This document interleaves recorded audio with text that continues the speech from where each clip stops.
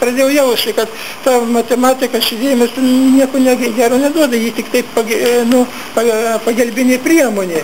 Jeigu sugalvojai, ką nors jauti, kad reikia tai padaryti taip ir taip, o dėl įsitikinimo, dėl pasidrasinimo, žinoma, reikalinga ir naudinga ir paskaičiuoti, paieškoti variantus kelis, ko gero, taip jau mintinai neapšik, ko gero, kelis variantus ir neįvertinsi, taip jau tiksliai, ypač kada norisi, kada 2-3 variantai yra sprendimai, tai technikiniai sprendimai, bet jie iš esmės yra vienaverčiai. Ir dabar vis dėlto norisi geriausia.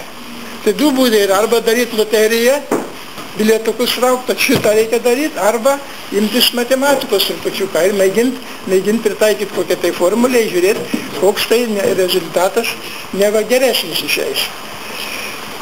Tai tas pats toliau buvo ir su tolimesnėm konstrukcijom. 4. Rūta buvo didelis, žingsnis, didelis šuolis mano konstruktoriškam gyvenime, labai didžiulis šuolis, dėl to, kad tada 3. konstrukcija tai buvo pūkas, paprastai lavinimuose sklandytuvėlis, o 4. konstrukcija Rūta buvo jau aukštajam pilotažui tuo laiku, iš visos vietė beveik nebuvo, vokiečiai pasistatė metais vėliau už mane, labai panašus pilotažinį sklandytuvą, ir reikėjo, bet irgi skaičiavime tilpo į vieną puslapį, sutilpo. Kaip ten bebūtų, reiškia šitaip. Tai aš nenoriu, žinoma, čia agituoti, kad visiškai reikia iš galvos mes matematikas, bet aš noriu pabrėžti, kad žmogus techniškos kūryboje tobulėja ir gali tobulėti tik tai eksperimentiniu keliu, reikia eksperimentuoti. Jokiais čia, įrodinėti čia toli nereikia, jeigu mes žiūrėsim bet kurioje srityje technikinę pažangą, tai pamatysime, kad viskas, beveik viskas atsiekta ir eksperimentavimo ir gamybos keliu, o ne paėmė koks nors konstruktorius išradėjas, paskaičiavo, vadinasi, ir štai va taip daryti, nieko panašaus. Ir iš viso kūrimo srityje, technikinės kūrybos srityje, nereikia mums per daug save gal aukštai tai vertinti, kaip žmonės dažnai sako, žmogus baisiai gudras, labai išmintingas, daug išmintingesnis už savo protėvius beždžiones, labai gera gyventi, mes viską sprendžiam čia pat ir viską. Pavyzdėlį aš jums duosiu. Paimkim tokį paprastą technikos priemonę, automobilis. Jis rado tiesa prieš 100 metų, maždaug ten patikrai, jau 100 metų tobulėja, ir ką jis tobulėja, pirmas dalykas, automobilis, pirmasis tai buvo tas pats arklinis vežimas, pagal savo išvaizdą, ir vežikas aukštai pasodintas, jis tik tai buvo tago trūko, tas jau rodė, kad žmogus naujai automobilį nesugalvoja, prie to, ką kabinasi, kimba prie to, kas yra, ir tik tai palaipsniui įveda patobulins. Ir šitame reikale dabar 2 elementus, kas automobilistai. Žiūrėkit, šiuolaikinis automobilis, mes visi vaizduojam, visi beveik vienodi, ar Volga, ar Žigulį, ar Maskvičia vienodi, neturi pakopos. O dar prieš karą, net kai kurios firmos po karo, leido mašiną su pakopa įlipti, dėl to, kad kadaise prieš 100 metų karieta, vadinasi, arklinė būtinai turėjo pakopą, net laiptukus tokius atverčiamas, atsimenate, filmų matote. Įlipnu kaip kitaip, įlipsi į karietą be laiptelių, be pakopų. Reiškia, automobiliai reikalingi, ir pusę daugiau 100 metų automobiliai būtinai turėjo pakopą. Tai tik tai visai neseniai, nežiūrint to, kad visame pasaulyje 100 ir 1000 konstruktorių dalyvavo tobulinime automobilio, vadinasi, tik tai po eilės dešimtmečių sugalvojo, galų gale, kad kokių 100 tą pakopą, kad ją reikia jungti tą erdvę, kurią užima į automobilių vidų. Ir labai puikiai atsidarė duris ir lindai, atrodo paprastas reikalas, paprastas negali būti. Bet kol prie to paprastumo žmogus suprato, ne taip eilinis žmogus, ne keleivis, bet reiškia konstruktoriai, kurie kūrė tas mašinas, tik tai dailių kito. Matot, iš lėto. Reiškia,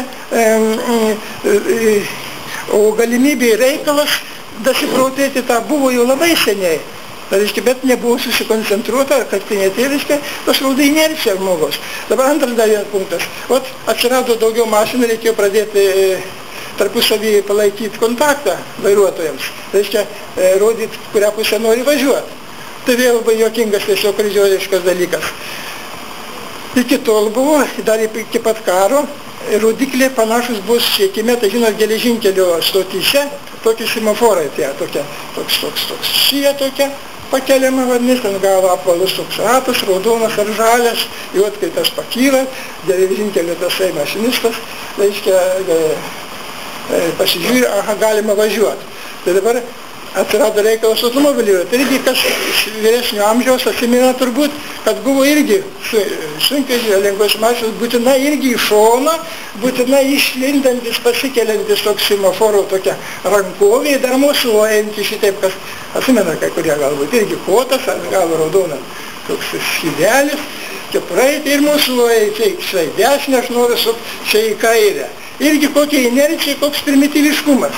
Tai būtinai iš geležinkelio ir tik tai kada visai neseniai po karo, prieš karą dar tiesa paskui ant lengvųjų mašinų irgi šonas tokie lizdeliai ir vadinasi plak, čia šoferis paspaudė vairuotojas knopkutę, čia šokt išmoka raudona irgi strėlės forma toksai ir lemputė ten užsidegus. Ir būtinai tas jau rodo, kad į dešinę. Ir kiek tik tai visai neseniai supratau, kad kokių šimtų tą strėlę iššokančią daryti mechaninimu, kad galima lemputę po stiklu padėjai, uždegė, pamirkščiai ir viskas. Paprastas dalykas vadinasi. Vadin būtinai iš pradžių.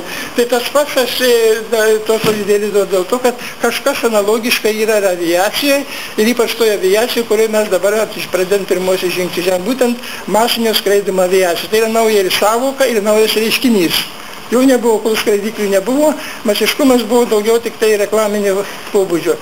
Buvo kalbama apie masišką skraidymą lėktuvais, apie masišką skraidymą aukštos klasės sklandytuvais, apie masišką skraidymą sraigtasparniais ir taip toliau. Tas masiškumas jisai toks sąlyginis ir labai, pasakyčiau, tiesiog reklaminio pobūdžio.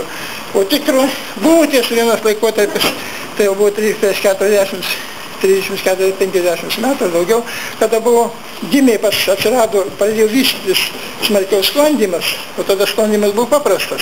Tai nuo kalno į pakalį nusileisti, kai dabar panašiai su skraidyklė. Tai buvo masiškumą įgijęs viso pasaulio mastu, visose valstybėse ir mūsų valstybėje. Buvo, sakant, jau 100 tūkstančių siminėjai, bet paskui, sakant, paradoksas, reiškia, kylant aviacijos technikai, tobulėjant sklandytuvams, tai gerbiamieji sklandytuvai ir patys gerbiamieji sklandytojai iškilo į padebesis, virš debesų iš ten į ten ir vadinasi, nutrūko kontaktas su žeme ir su žemėje liekančiais su pavydu žiūrinčiams į tos ten padebesių, ko gero ten žiūrėdamas ką pamatysi. Ten taškiukas, kur tai skraido. Reiškia, paradoksaliai, reiškia, šičia pasireiškia patobulėjimas, ištobulėjimas ir starto priemonių, lėktuvų, reiškia, sklandymui pakirto masiškumo principą, masiškumo. Ir jisai, vadinasi, negali būti apie sklandymo, aukšto sklandymo masiškumą, nei minties, nei kalbos dabar negali būti. Tai privilegijuotų sportininkų sritis, vadinasi, ir tarnauja valstybės reprezentacijos tikslams.